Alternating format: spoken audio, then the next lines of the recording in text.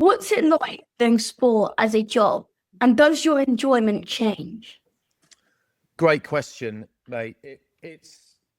Firstly, it's a privilege. We're very lucky, and we all know we're very lucky because it's not a real job in a sense. But that doesn't mean that it's a fairy tale, because it's not. It's very, very hard. Enjoyment is still there, and you enjoy the great moments, of course. But when you lose a game with your mates, it's annoying. But I found that I was over it by the time lunch was put on the table. When you're a pro, it's not like that. You can't just be over it. You have to review it and talk about it and try and fix it. And you sort of have to live in the moment of defeat for days afterwards, to a point.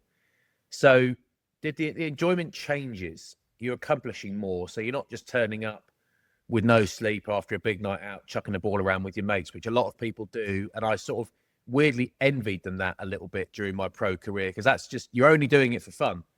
You only play rugby, mate, for fun. We did it to pay for our houses and to pay for our cars and to pay for our holidays and to pay for, eventually, to pay for our children's food. So when you lose, you're not meant to say this because people who aren't professional think you sound arrogant or whatever, but I do think it's true and I stand by it. It just matters more when you lose, when it's your job. It matters more than when it's not your job. You might still be devastated and hurt when you lose a game as an amateur. But the worst thing that can possibly happen, aside from getting injured, is that you don't get picked in the team next week. Well, that hurts your ego, it upsets you. But there's no risk of you not being able to pay your mortgage to live in your house and pay your electricity bills because you didn't play very well last Saturday. That is the risk for us.